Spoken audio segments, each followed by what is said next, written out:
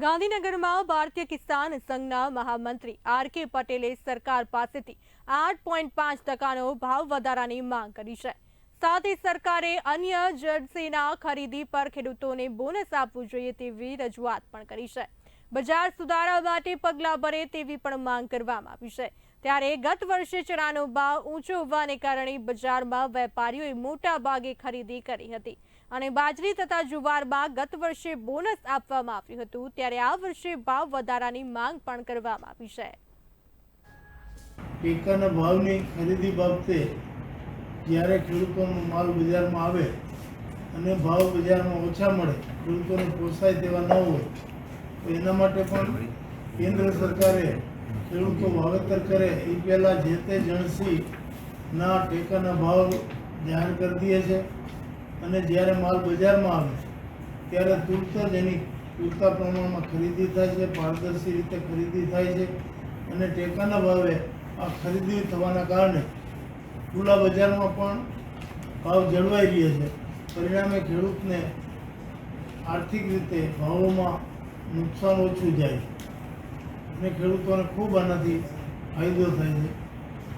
ચાલુ વર્ષે 2025-26ના રવિ પાકો માટેની કેન્દ્રના કૃષિ ખર્ચ અને ભાવ પંચ દ્વારા જે તે રાજ્ય સરકારો પાસેથી ભલામણો મંગાવી છે ભાવ માટેની।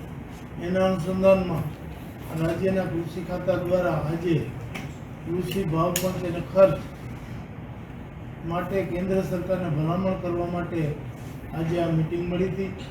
એમાં ખેડૂત પ્રતિનિધિઓ, કેન્દ્રના રાજ્યના ખેતીવાડી અધિકારીશ્રીઓ અને ખેતી નિષ્ણાતો બધાની ઉપસ્થિતિમાં ખૂબ વિસ્તૃત ચર્ચાઓ થઈ અને એના પછી આ મિટિંગમાં નક્કી કરવામાં આવ્યું જે મેં નક્કી કરેલ જે અમે ભલામણ કરવાના છીએ એ મુજબ ઘઉંના 20 કિલોના 800 રૂપિયા ટેકાનો ભાવ, ચણાના 20 કિલોના 1400 રૂપિયા, રાયડો 1400 રૂપિયા, સરસવ 6000,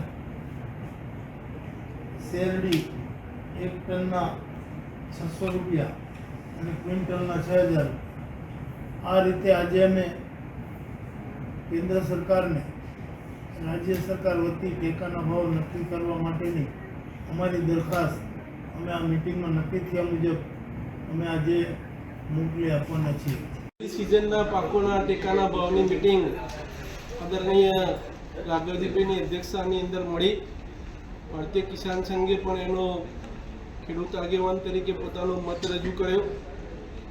અગાઉ રાઘવજીભાઈ જે બાઇટ આપી એ પ્રમાણે સરેરાશ 8% ભાવ વધારો ભારતીય કિસાન સંઘના પ્રતિનિધિ તરીકે અમે માગ્યો હતો અને એ વાત આદરણીય રાઘવજીભાઈની અધ્યક્ષતાની કમિટીએ મંજૂરી રાખી છે। આગામી સમયની અંદર આ ભાવો ભારત સરકાર અને ગુજરાત સરકાર મોકલી આપવાની છે।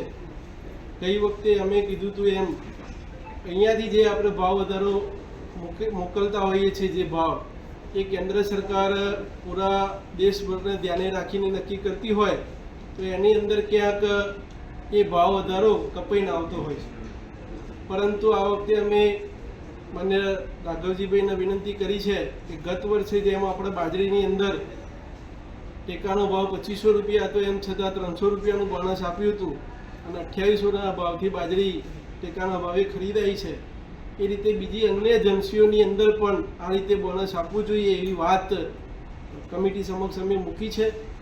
ગત વર્ષે પહેલા વર્ષે 1 પાક લીધો હતો, ગત વર્ષે 2 પાક લીધા છે। આવનાર સમયની અંદર પણ કેટલાક પાકોની અંદર વધારો કેવી રીતે કરી શકાય બોનસના ભાગે એ રજૂઆત પણ કરી છે।